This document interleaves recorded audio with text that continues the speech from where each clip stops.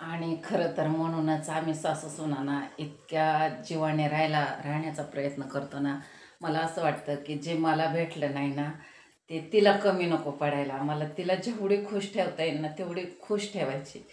कारण मला माहिती आहे, जी वस्तू आपल्याला पाहिजे असते आणि ती जर नाही मिळाल्यावर आपल्या जीवाचं काय आतंक म्हणजे होत असतं, जीवाची काय लाहीलाही होत असते.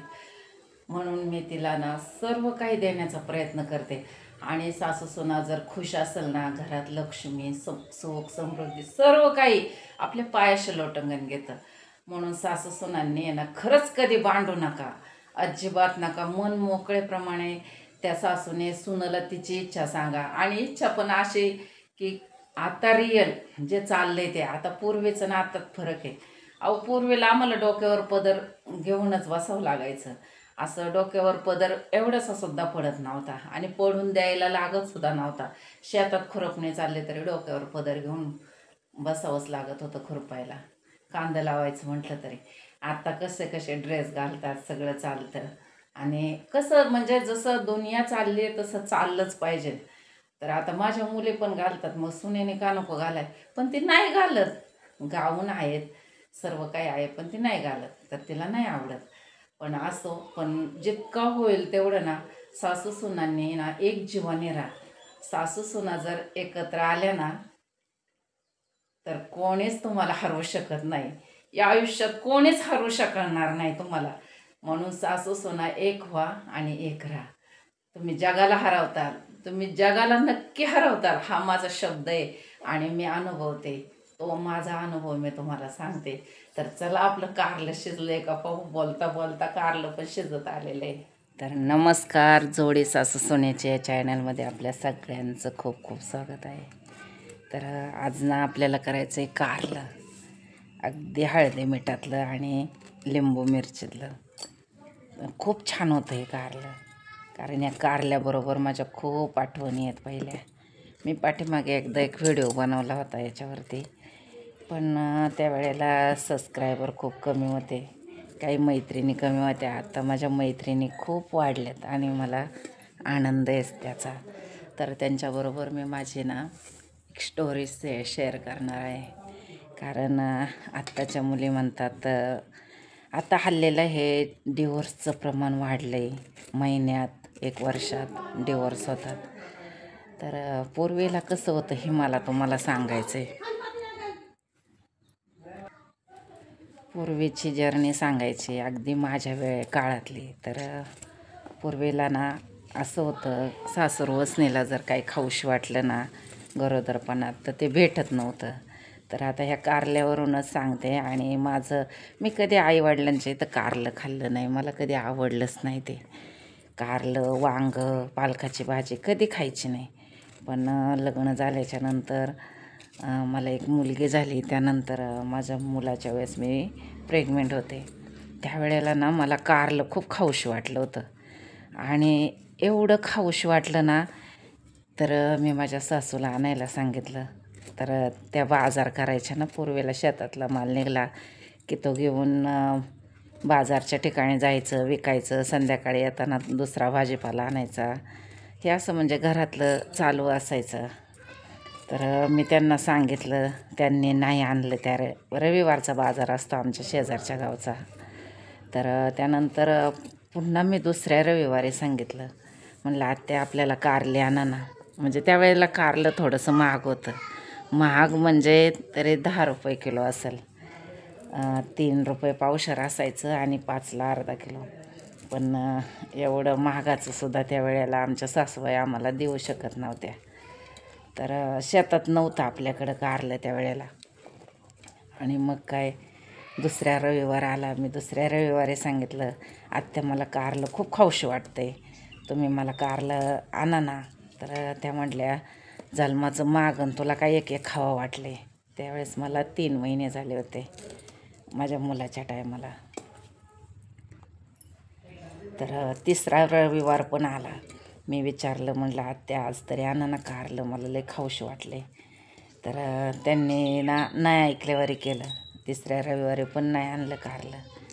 आणि 4था रविवार आला म्हणजे त्याच्यानंतर मी त्यांना म्हणायला लागले, मला ना माहेरी घालवा, मला ना मी 2 दिवसात परत येईन माघारी, तर मला कारलं खायचं आहे. ते म्हणायचे, तुला काही इथं कोणी देत नाही का? तर मी म्हणायचे, नाही इथं आपल्या इथं कारलीच नाही. आणि पूर्वीला असं होतं की आपल्या शेतात पिकणं तोच शक्यतो भाजीपाला, बाहेरून विकत घेऊन खायचं नाही. आपल्या शेतात जे पिकन तेच असायचं, असं क्वचितच एखादी वस्तू आणायची. तर मला ते म्हणले, मी सांगतो आईला. पण पूर्वीला असं होतं, बायकोची बाजू घ्यायची नाही पुरुषांनी. आणि ते म्हणलं नको, त्या मग पुन्हा माझ्यावर मला रागवतील, बोलतील मला, मी आणलं नाही म्हणून तू त्याला सांगितलं का. म्हणून मी त्यांना दापलं, म्हणलं तुम्ही ना काय करू. तर मग ते ना गेले त्या दिवशी 4थ्या रविवारी ना भरपूर माल होता आमच्या शेतातला, तो खाली करण्यासाठी ते गाडीबरोबर गेले. टेम्पो असायचा इथला, त्या टेम्पोबरोबर ते गेले माल खाली करायला. आणि माल खाली केल्याच्यानंतर एक मार्केटवरून टेम्पो आलेला होता आणि त्यांचा एक मित्र होता ओळखीचा. त्या मार्केटवरून आलेल्यामध्ये कारल्याचे बॉक्स होते.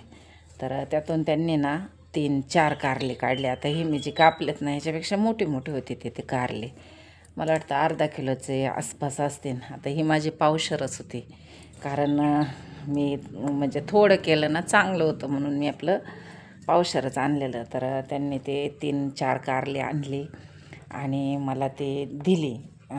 नाही, घरी आले तर मी आपली शेतात काम उरकून चाललेली होती. तर मी त्या आल्यावरती मी विचारलं, म्हणलं कारली आणली का? ते म्हणले आणली. तर मला एवढा आनंद झाला ना ते कारली पाहून, तुम्हाला काय सांगू, इतका आनंद जबर झाला ना. मी डोक्यावरची पाटी खाली ठेवली आणि तशीच ती कारली घेतली आणि शेतात निघालेली खुरपायला. तर ती पाटी खाली ठेवली आणि ती कारली घेतली, मी चिरली. लिंबू नव्हतं त्याला, नाही मिरच्या नव्हत्या. आठवड्यात सगळं संपायचं. आमचं खूप मोठं खटलं होतं, खूप म्हणजे तरी 13-14 माणसं असायचे. आणि म्हणजे पुरायचं नाही. शनिवार रविवार तर काहीच नसायचं घरातसुद्धा, लय फरक असायचा. आणि ते कारली घेतली मी आणि फक्त मीठ टाकलेलं आणि हळद, आणि ती शिजायला घातली. तर तुम्हाला सांगायचं म्हणजे, तर ती कारली मी चिरली आणि फक्त हळद आणि मिठामध्ये शिजायला घातली. तर तुम्हाला माहिती आहे, नुसते हळद मिठाने कारलं खूप कडू होतं. त्यात लिंबू असेल ना तर अजिबात कडू होत नाही, लिंबू चिंच. पण तेव्हा काहीच नव्हतं घरात आणि मी तेवढ्यावरतीच कारलं शिजायला घातलं. आणि चूल होती, स्टोव नव्हते, गॅस नव्हते, काही नव्हतं. तर मग मी काय केलं, पूर्वीला अशी तामतवली असायची, अशी मोठी असायची आकारानं जर्मलची, आणि त्यामध्ये वरण शिजवायचं, कारलं शिजवायचं त्यातच पूर्वीला. तर मी जाळ घालायची आणि एक फोड काढायची अशी कच्चीच त्यातली, आणि पाहायची ती शिजली आहे का. तर ती शिजलेली नसायची, मी पुन्हा झाकण ठेवायचे, जाळ घालायचे. ती खाऊन झाली ना की पुन्हा झाकण काढून मी त्यातली एक फोड काढायची आणि खायची. तर काय सांगायचे मला, इतकं म्हणजे आता आठवतंय ना. तर असं करून करून ना अक्षरशः म्हणजे खोटं सांगत नाही, मी पूर्ण ते कारलंच खाऊन टाकलं अर्धा किलो. पण ते शेवटपर्यंत शिजलं नाही. म्हणजे मी किती स्पीडने खात असन मग हे तुम्ही लक्षात आणा, कारण त्याला म्हणतात खाऊशी वाटलं. आत्ताच्या मुली काही असो काय म्हणतात, मला हे खाऊशी वाटतं, मला ते खाऊशी वाटतं. आणि तुम्हाला वाटत असेल की तुम्ही सुनेला, म्हणजे काही लोक म्हणतात की सासू सुनेंचं छान जमतं.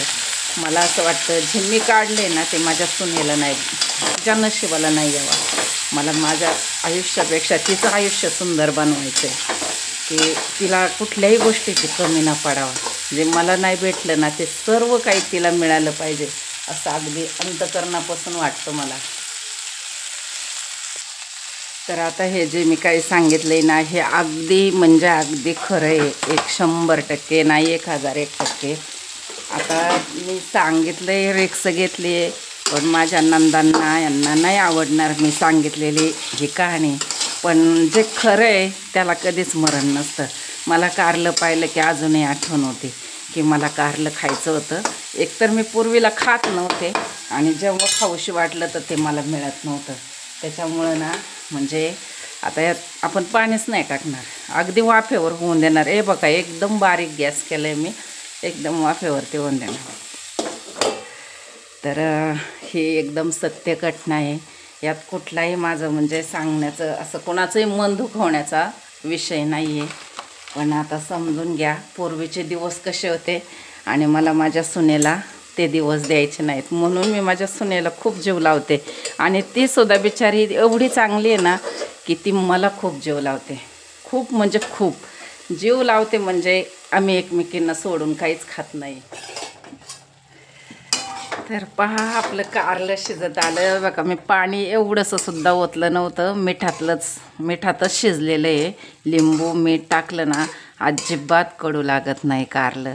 आणि ना खरं सांगते हे कारलं ना मी माझ्या मुलाच्या जन्मापासून म्हणजे 1996 पासून हे कारलं खायला लागले. माझा मुलाचा जन्म 1996 मधला आहे, 13 जानेवारी. तर तेव्हापासून म्हणजे मी थोडक्यात 95 मधून मी खायला लागले हे कारलं. नाही तर त्याच्या आधी कधी कारलं खाल्लं नाही, काहीच नाही. मला कधी आवडायचं पण नाही. पण ही जी एक वेळ असते ना ती खरंच वेगळीच असते. तर बघा कसं झालं आहे माझं कारलं सांगा. आणि हा एक सासरवास म्हणजे काय असतो तो अनुभव होता. तर नक्कीच एकमेकींना शेअर करा, सांगा आत्ताच्या मुलीत आणि पहिल्यात काय फरक आहे तो दाखवा त्यांना.